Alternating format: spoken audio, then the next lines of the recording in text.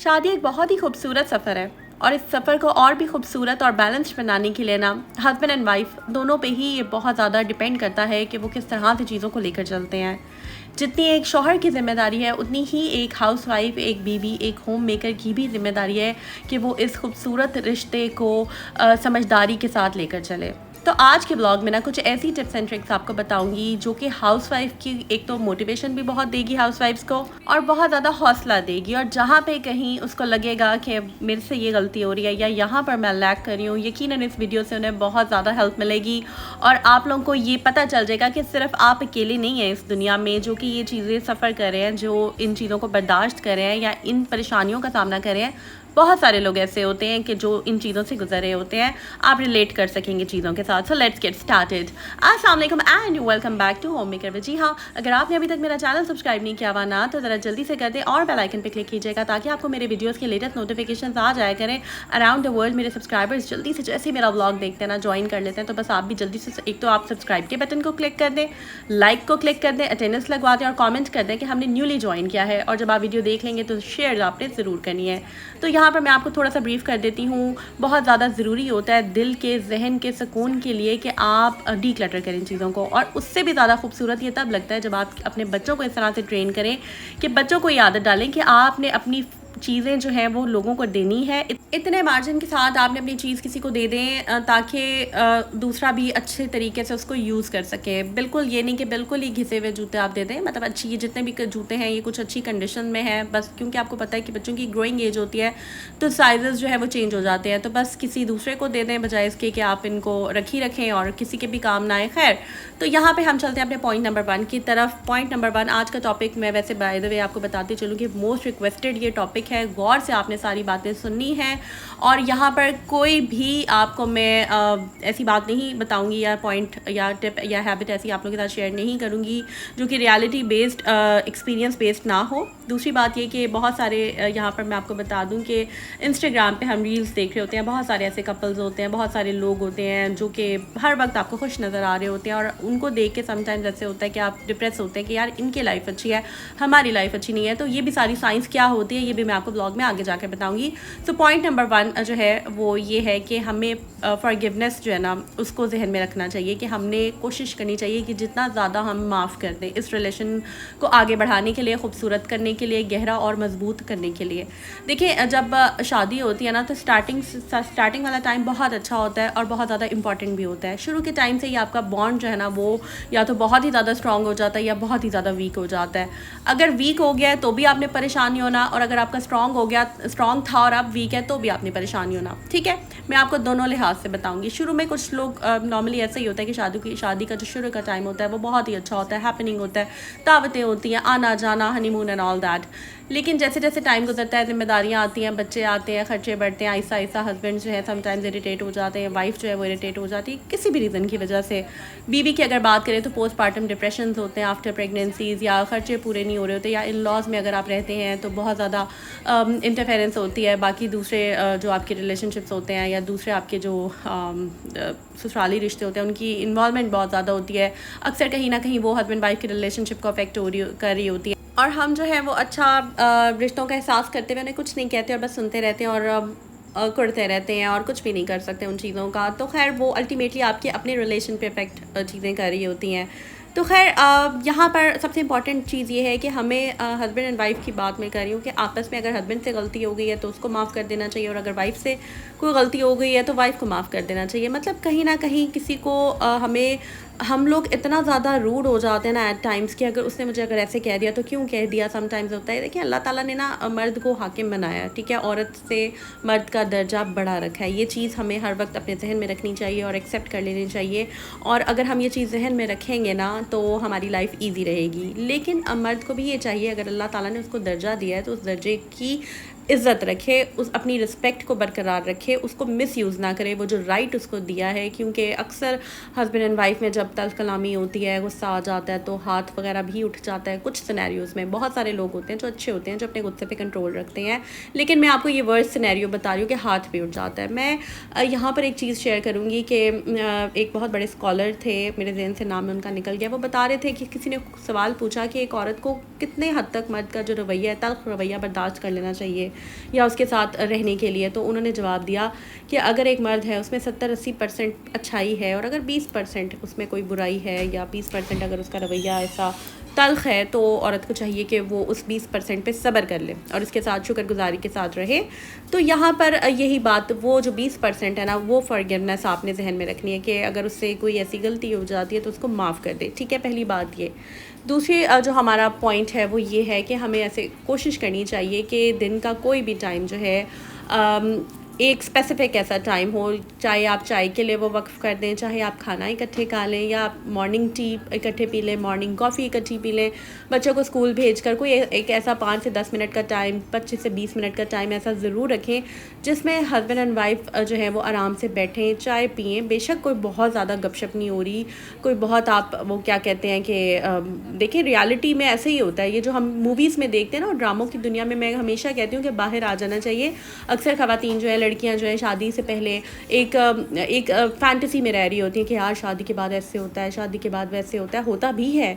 मैं हमेशा कहती हूँ कि ऐसा नहीं है कि बहुत सारे लोगों की लाइफ ना बहुत अच्छी होती है, अल्लाह ताला ने ही ऐसे रखा होता है और उनको कोई परेशानियाँ नहीं होती। और ऐसा भी नहीं है कि वो लोग बुरे होते हैं, मतलब अल्लाह ताला के फ़ैसले होते हैं ये।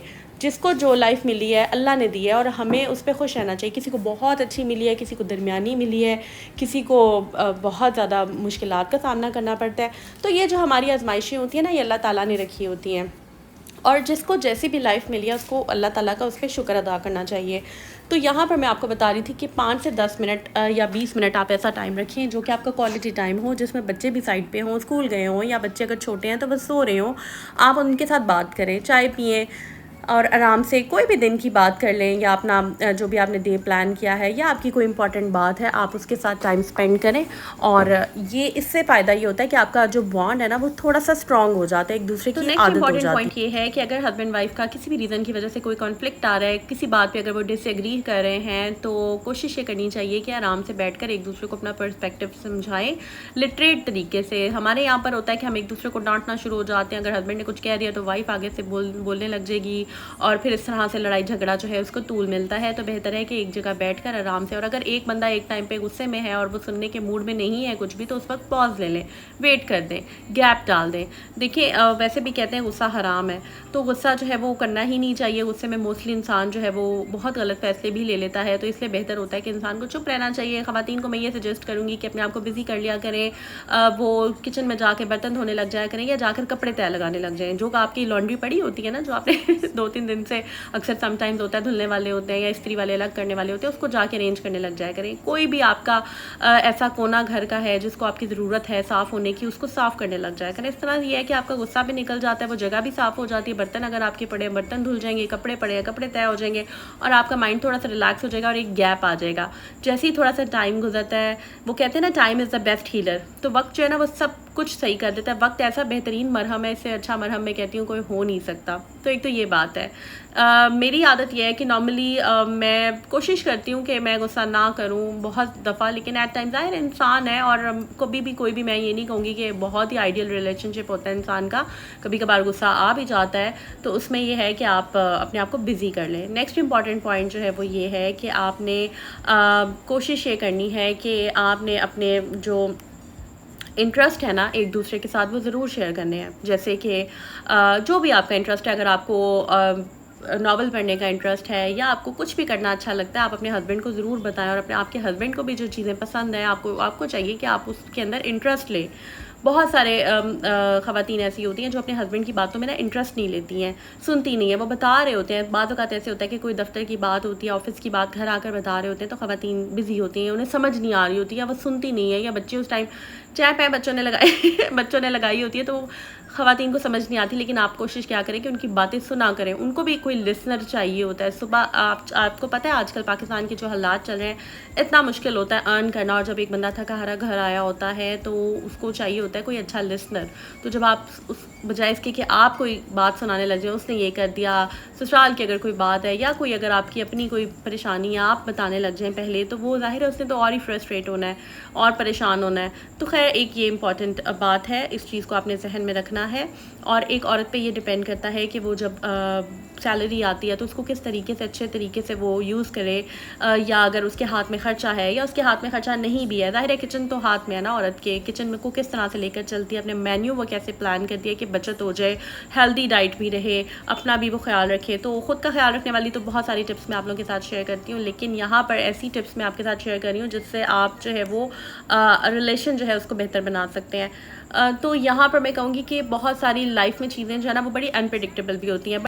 समटाइम्स ऐसे भी होता है कि आपकी कोई गलती नहीं होती, आपका कोई कसूर नहीं होता और आपको फ़ज़ूल में सबके सामने डांट पड़ जाती है, तो उसमें आपने गुस्सा तो आता है। एक तो दो सिनेरियोज़ हैं, एक सिनेरियो ये कि आप भी आगे से बोलने लग जाए और शाउट करें, जो कि बहुत ही गलत बात है। दूसरा सिनेरियो ये है कि उस वक्त आप खामोश हो जाएं और इस चीज़ को अंडरस्टैंड करें कि क्या वजह है, रूट कॉज़ क्या है, इस गुस्से के पीछे क्या मसला है जो ये बंदा परेशान हो रहा है। तो उस रूट कॉज़ को समझने की कोशिश करें। शायद हो सकता है ऑफिस में डांट पड़ी हो बॉस से, शायद हो सकता है कि दिन अच्छा ना गुजरा हो, काम बहुत ज़्यादा हो, वर्क प्रेशर हो, नींद ना पूरी हुई हो, कोई भी ऐसी वजह हो सकती है। वो गुस्सा अल्टीमेटली, क्योंकि बीवियाँ जो है वो ज़रा इजी टारगेट होती हैं तो उन पर निकल जाता है। तो अगर आप का गुस्सा नहीं है, किसी और का गुस्सा और आप पे निकल गया, तो उसमें भी मैं यही सजेस्ट करूँगी कि अगर बर्दाश्त किया जा सकता है तो वो कर ले, इसमें कोई बात नहीं है। अल्लाह ताला जो है ना वो आपको कहीं ना कहीं और से सब्र के बदले बहुत कुछ नवाज देता है, trust me. Next important point ये है कि आप कोशिश करें कि आप जिस भी तरह फाइनेंशियली इंडिपेंडेंट हो सकते हैं। लाइक जो भी आपके अंदर स्किल है, जो आपका हुनर है, अगर आप टीचिंग अच्छी करती हैं तो आप पढ़ा के कुछ पैसे कमा लें, अगर आप ट्यूशन्स पढ़ा सकती हैं घर में पढ़ा लें, अगर आप स्टिचिंग करती हैं तो कपड़े सी लें, अगर आप ड्रेस डिज़ाइनिंग करती हैं तो ड्रेसेस डिज़ाइन करके कुछ ना कुछ कर लें, अगर आप खाना अच्छा पकाती हैं तो आप खाना अच्छा पका के सेल कर दें, अगर आप फूड पांडा पे रजिस्टर हो सकते हैं, अपना एक छोटा सा रेस्टोरेंट बना सकती हैं ऑनलाइन, तो वो आप बना लें। मतलब जो भी आपके अंदर स्किल है आप उसको यूटिलाइज़ करें। घर बैठे अगर आप अर्न करना चाहें तो आप ज़रूर करें। ऑनलाइन अगर आपके पास आपकी टेक्निकल स्किल्स हैं तो आप उसमें कुछ ना कुछ करें। तो आपको चाहिए कि अगर आप जिस भी तरह अपने हस्बैंड को फाइनेंशियली सपोर्ट कर सकती हैं अगर तो करें, और अगर अल्हम्दुलिल्लाह ज़रूरत नहीं है तो आप शुक्रगुजारी के साथ काम लें। ठीक है, तो ये दोनों सिनेरियोज़ मैंने आपको बता दिए हैं। नेक्स्ट इंपॉर्टेंट पॉइंट ये है कि आपको जो भी बजट मिलता है उसमें से कोशिश करें कि आप थोड़ा बहुत अमाउंट जो है वो सेविंग्स भी करें। सेविंग्स बहुत ज़्यादा इंपॉर्टेंट होती हैं,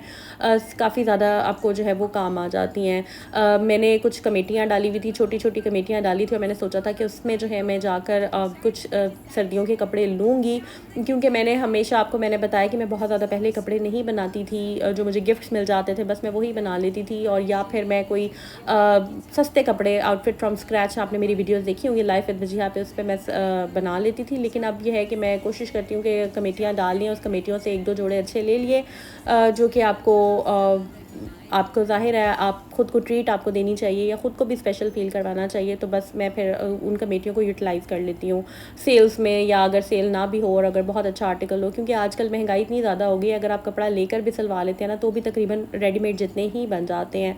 नेक्स्ट इंपॉर्टेंट पॉइंट ये है कि कभी भी आपको लगे ना कि आप खुश हैं या फिर आप जो है वो अच्छा फ़ील कर रही हैं अपनी फैमिली के साथ, आप कोशिश क्या करें कि आप ना नज़र ज़रूर उतार लिया करें। नज़र जो है ना वो बरहक है, और नज़र जो है ना वो लगा जो रहा होता है, sometimes most of the time ऐसा होता है कि मोस्ट ऑफ़ द टाइम उस बंदे को भी नहीं पता होता कि उसकी नज़र लग रही है। जान के कोई भी किसी को नज़र नहीं लगाता, लेकिन जाने अनजाने में अगर लग भी जाए तो आपने अपना जो है ना काम पूरा रखना है कि आपने जो है वो कुरानी आयात, आपने कुरान नज़र बद की जो दुआएँ हैं उन्हें याद कर लें। अगर आपको याद नहीं है तो आप उन्हें याद कर लें, अपने बच्चों को भी सिखाएं, अपने ऊपर फूंका करें, अपने हस्बैंड पे फूंका करें, अपने बच्चों पे और ख़ुद पे अपना जो है वो एक आपको मैं एक बात बताऊं, एक बहुत बड़ी मैजिशियन से ना, ये रिसेंटली मैं एक वीडियो देख रही थी, किसी ने सवाल किया कि कौन से मज़हब के लोग हैं जिनके ऊपर जादू, जब आप, क्योंकि वो बहुत बड़ी जादूगरनी थी, काला जादू, ब्लैक मैजिक वगैरह करने वाली, तो उससे किसी ने पूछा कि कौन सा ऐसा मज़हब है जिस पे आप जादू करते हुए आपको जो है ना प्रॉब्लम होती है।